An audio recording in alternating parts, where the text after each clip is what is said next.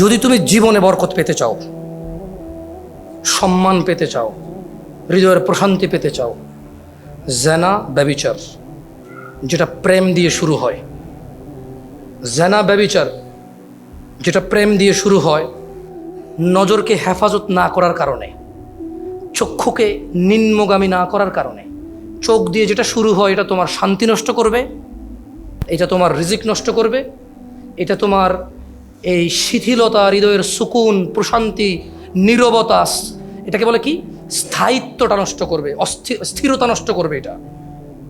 ছোট ভাই, তোমার প্রতি আমার নসিহত, তুমি কে নীল পড়ছে, লাল পড়ছে, কে ছোট পড়ছে, কে বড় পড়ছে, তুমি এগুলো মেজারমেন্ট করার দরকার নাই। তুমি নিচে নজর রাখো, হাঁটো, তোমার এটা জানারও দরকার নাই আজকে তোমার সামনে দিয়ে কয়টা মেয়ে কি পড়ে গেছে তুমি দেখোই নাই। তুমি নিচে হাঁটো, যথাসম্ভব তুমি যতটুকু নিচে দেখে হাঁটা সম্ভব তুমি তোমার চোখকে হেফাজত করো। লজ্জাস্থান হেফাজত হবে, লজ্জাস্থান হেফাজত হলে তোমার হৃদয়ের প্রশান্তি নষ্ট হবে না ইনশাআল্লাহ। রিজিকের দরজা খুলবেই খুলবে। আল্লাহ তোমার জন্য যে হালাল ব্যবস্থা রেখেছে, শোনো আমি তোমার বলি, একটা ছেলে 18 বছর বয়সে কিন্তু জেনা করে নাকি করে না? কিন্তু যদি ও জেনায় না যেত, ওর হয়তো আল্লাহ হালাল ব্যবস্থাই করতো ওই সময়, কারণ ওর তো এটা রিজিক। এটা কি ওর? এটা ওর যৌবনটা কি রিজিক। ও যায় 17 বছর, 18 বছর, 20 বছর বয়সে জেনা ব্যভিচারে লিপ্ত হয়ে যাচ্ছে।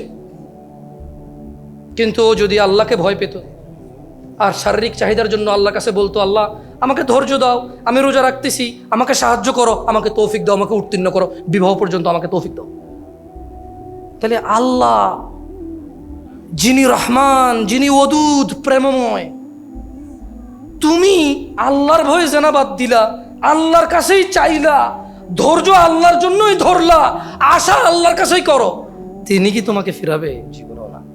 তিনি হচ্ছেন উনি যিনি 99 জনকে হত্যা করার পর শুধু উনার কাছে শাস্তির ভয়ে আছে কিনা আমার মুক্তির উপায়, আমার কি ক্ষমা হবে, ক্ষমা কার থেকে? তাহলে ওই যে বনি ইসরায়েলের ঘটনা, ও 99টা মানুষকে মারার পর কার কাছে ক্ষমার জন্য? ক্ষমা হবে কিনা ব্যাকুল হয়ে গেছে। কার কাছের জন্য? আল্লাহ থেকে। ওকে যাদেরকে মেরে ফেলছে তাদের কাছের জন্য। ও তো টেনশন করতেছে যে আমাকে কি মাফ করবে কেউ, আল্লাহ কি আছে যে আমাকে মাফ করবে, বা আমার কি ক্ষমা হবে? 99টা মারার পরও কি ক্ষমা পাবো আমি? আল্লাহ কি ওর জন্য জমিনকে কাছে করে দেয় নাই? এই মাটি তুমি এক চুল নাড়তে পারবা? এই জমিন তুমি এক চুল নাড়তে পারবা? ভাই আমার, তুমি কি বনি ইসরায়েলের ওই 99 জন হত্যাকারীর চাইতে নিজেকে খারাপ মনে করো? কেন তুমি আল্লাহকে এত এত আল্লাহর বিষয় তোমার এত ধারণা খারাপ কেন? তিনি বলছেন লা তাকনাতু মির রাহমাতিল্লাহ, আল্লাহর দয়া থেকে নিরাশ হবা না। আল্লাহর দয়া থেকে নিরাশ হওয়াই গুনাহ। ইন্নাল্লাহা ইয়াগফিরুয যুনুবা জামিআ, আল্লাহ সমস্ত গুনাহ ক্ষমা করবে। ইন্নাহু হুয়াল গফুরুর রহিম, কারণ তিনি হচ্ছে ক্ষমাকারী, দয়ালু। তুমি কি ওই যে পতিতালয়ের মহিলা, তার চাইতেও খারাপ যে কুকুরকে পানি পান করিয়ে জান্নাতের বিষয় জেনে গেছে? আমাদেরকে আল্লাহ নবী সাল্লাল্লাহু আলাইহি ওয়াসাল্লাম জানাইছে যার বিষয় যে সে জান্নাতে প্রবেশ করবে। সে কি ছিল? পতিতা। কি ছিল? কি ছিল? তুমি কি তার চাইতে খারাপ মনে করো নিজেরে?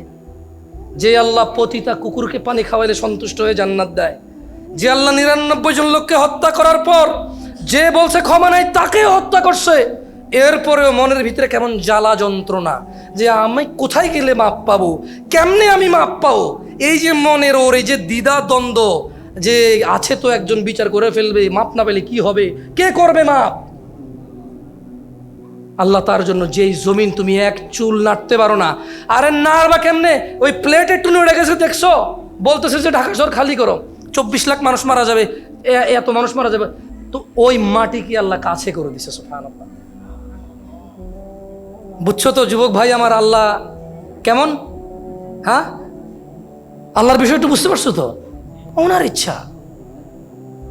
ওমর ইবনে খাত্তাব রাদিয়াল্লাহু আনহু, উনি কি আসলে জন্ম থেকে মুসলমান তোমার মতো?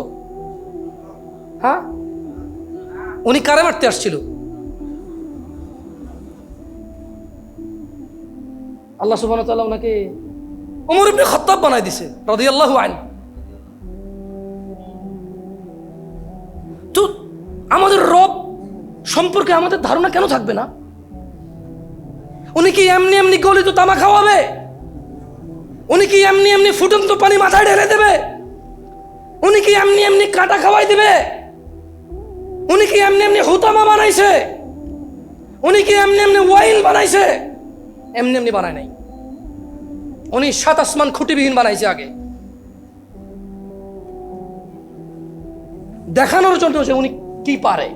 উনি ইয়াফআলু মা ইউরিদ, যা মন চায় তাই করে। ইয়াফআলু মা ইয়াশা। এমন আল্লাহ যে পতিতাকে পানি কুকুরকে খাওয়াইলে মানুষকেও খাওয়ায় নাই, কুকুরকে খাওয়াইছে জান্নাত দেয়। এমন আল্লাহ যে 99 জনকে হত্যা করার পরে আল্লাহর কাছে ক্ষমার আশায় আল্লাহ ক্ষমা করবে কিনা এই যন্ত্রণায় দাঁড়ে দাঁড়ে যায় জিজ্ঞেস করা শুরু করছে। তোমার এই প্রেম, জেনা, এই সিগারেট, এই গাঁজা, মায়ের সাথে এই বেয়াদবি, যদি তুমি মন থেকে আল্লাহকে বলো, ইয়া আল্লাহ আমি জানি তুমি আসো, আমি জানি যদি আমি মরি, যদি বিচার করো আমার, তাহলে তুমি করবা, তুমি ছাড়া কেউ করার ক্ষমতা রাখে না, আমি তোমার কাছে আত্মসমর্পণ করলাম, আমাকে মাফ করো, তুমি বিচার করলে আমার কেউ বাঁচাতে পারবে না, আমি কই যাব? এই কথা বলে কি ফিরে আসা যাবে? প্রেমিকা আত্মহত্যা করলে বাংলাদেশের আইনে তোমার কিচ্ছু হবে না, আমি বলে দিচ্ছি। বাংলাদেশে প্রেম নিয়ে কোনো আইন নেই, প্রেম কোনো অধিকারের মধ্যে পড়ে না। আমি আবারও বলে যাই, বাংলাদেশে প্রেম কোনো অধিকারের মধ্যে পড়ে না। যদি প্রেম অধিকারের মধ্যে পড়তো তাহলে পুলিশ কেন যায় হোটেলের মধ্যে অভিযান করে লোক ধরে নিয়ে আসে? ওরা তো প্রেম করতে গেছে ওখানে।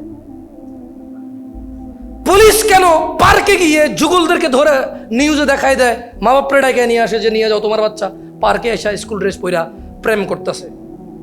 তাহলে ওখান থেকে বোঝা যায় প্রেম একটা অপরাধ এই দেশে। রাষ্ট্রীয়ভাবে প্রেম একটা কি অপরাধ। তোমাকে রাষ্ট্রীয়ভাবে বলবে না, রাষ্ট্র বলবে যে তুমি ফ্রি ভাই, যা খুশি তা করো, ইউ হ্যাভ ইউর ফ্রিডম। কিন্তু তুমি পার্কে যায় মহিলা নিয়ে বসে থাকো, তোমার ধরে নিয়ে আসবে পুলিশে। তোমার প্রেমিকার সাথে প্রেম ঘনিষ্ঠ করার জন্য হোটেলে যাও, তোমার পুলিশে ধরে নিয়ে যাবে। বুঝে আসছে না? আসে নাই?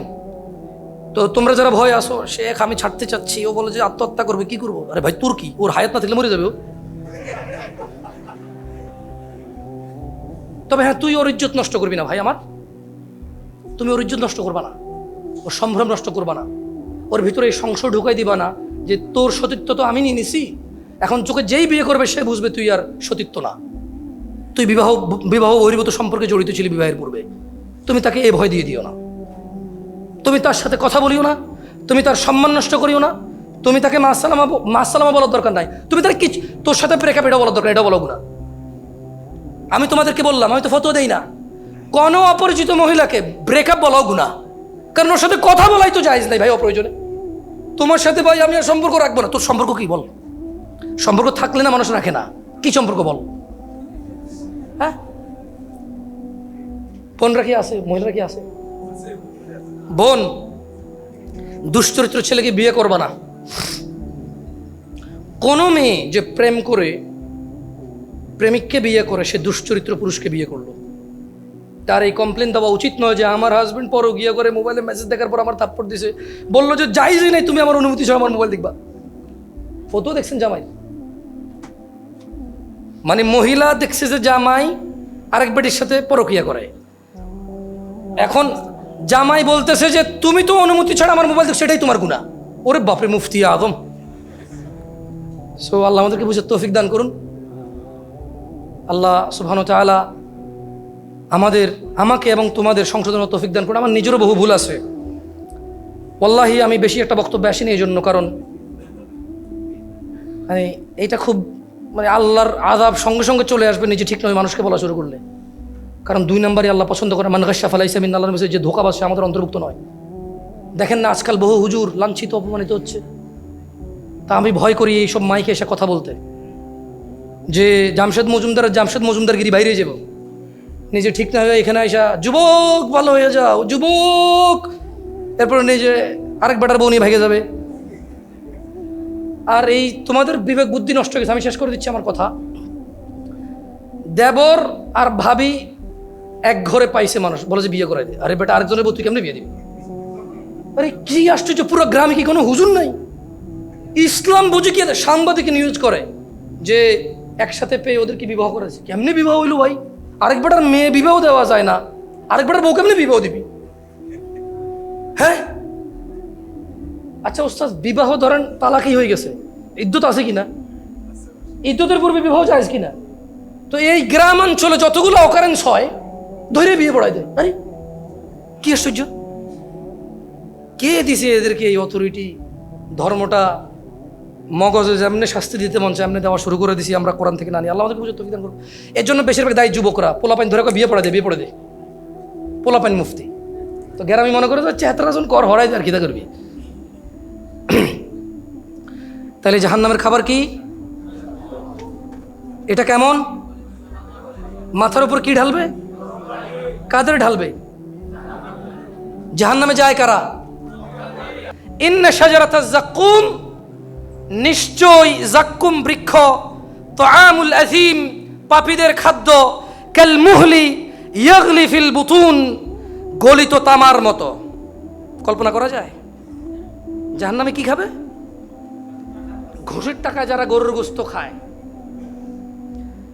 সুদ, দুর্নীতি, মিথ্যাচার, অত্যাচার, জুলুম করে যারা ভালো মন্দ খায়, ভালো মন্দ পরে, আখেরাতে খাবার কি? জাকুমটা কেমন? গলিত তামার মতো, যেটা পেটে যায় ফুটতে থাকবে। কি করতে থাকবে? হ্যাঁ, পেটে যায় কি করবে? ফুটতে থাকবে। সুবহানাল্লাহ।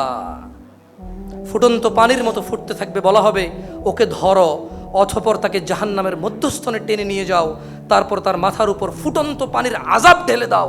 তাইলে জাহান্নাম মানে আগুন জানতাম, জাহান্নাম মানে কি জানতাম? আজকে এখানে কি জানলাম? খাবার আছে। কি আছে?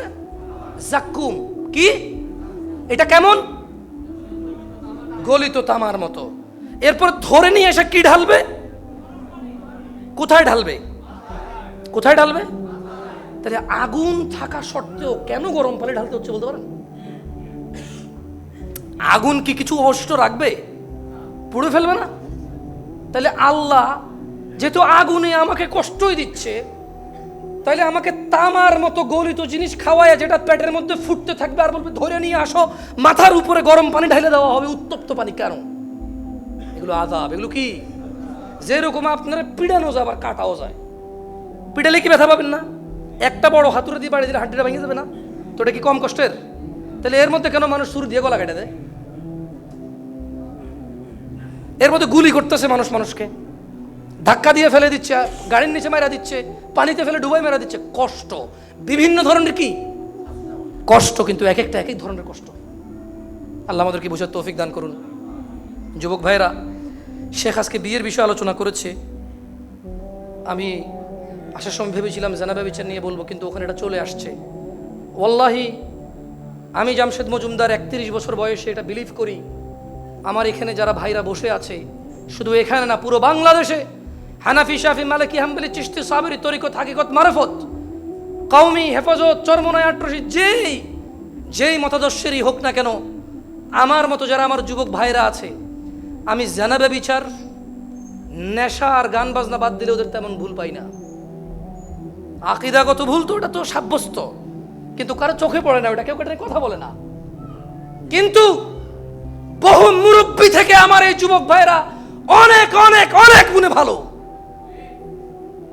সে যদি প্রেমটা বাদ দিয়ে দিতে পারে, সিগারেট খাওয়াটা, ও মদ খায় না, ওয়াল্লাহ মদ খাও, টাকা নেই ওর কাছে না, টাকা থাকলেও ও মদ খায় না। ওর বন্ধু গাঁজা খায়, ও খায় না। গাঁজা খায় কোনটা?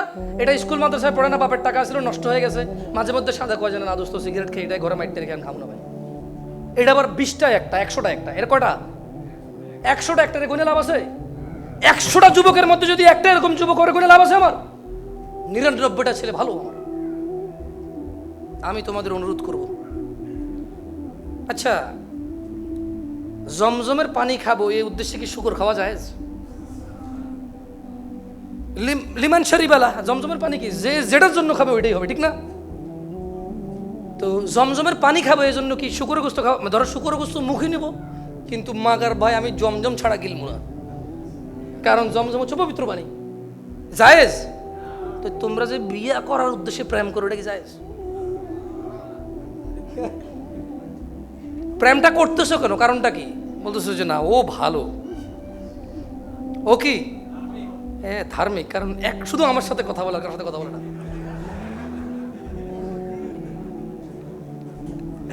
আস্তাগফিরুল্লাহ আল-আযীম। ওয়াল্লাহি আমার কাছে ইনবক্সে যে পরিমাণ মেসেজ আছে, এগুলো উদ্ভট মেসেজ, উদ্ভট। বলতেছে যে ও কোরআন শরীফ ছুঁয়ে বলছে আমাকে বিয়ে করবে। এখন আমি কিন্তু ওকে ধোকা দিই নাই শেখ, এখনো বিয়ে করে ফেলছে। শেখ আহমদুল্লাহর ওয়াজে শুনছি মজা করে কবুল বললো বিয়ে হয়ে যাবে, এরকম আমরা বলছি। এখন ওর কি আমার সাথে বিয়েটা বৈধ নাকি ওর বাপের যেটা বৈধ? আমি টেনশনে পড়ি যে এই প্রশ্ন আমি কারে রেফারেন্স দিব। আমি বেশিরভাগ প্রশ্ন রেফারেন্স শেখ মুস্তাফিজুর রহমান বিন আব্দুল আজিজ মাদানী হাফিজাহুল্লাহ। আমি প্রশ্ন আসলে ক্রিটিক্যাল, আমি ওনার নাম্বার দিয়ে দিই, বলি যে ওনাকে হোয়াটসঅ্যাপে মেসেজ দিবা, বিরক্ত করবো না, অপেক্ষা করবো, উনি জবাব দেবে।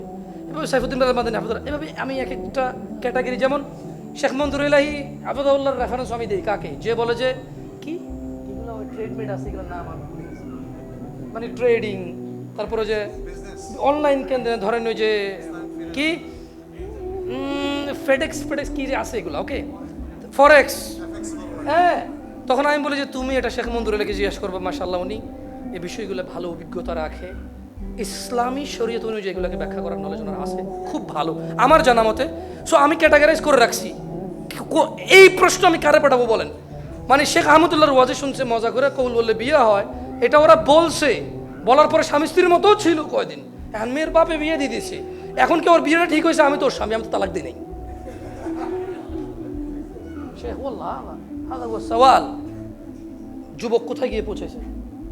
ইয়া শিবাব, শুকরের মাংস গালে রাইখা জমজমের পানি দিয়ে গিললে যেমন শুকরটা হালাল হয় না, বিয়ে করার উদ্দেশ্যে প্রেম করে বিয়ে করলেও বিয়ের আগের প্রেম হারামি থেকে যাবে। যেমনটা আমি 10 টাকা চুরি করছি, এরপরে আমি চাকরি করে 10 টাকা কামাইছি, আমার আগে 10 টাকা কি, পরে আমি 10 টাকা ইনকাম করছি, এই জন্য আমার আগে 10 টাকা কি হয়ে যাবে না। বুঝাইতে পারছি প্রেমিকরা, ধার্মিক প্রেমিকরা? আল্লাহ আমাদেরকে বুঝার তৌফিক দান করুন।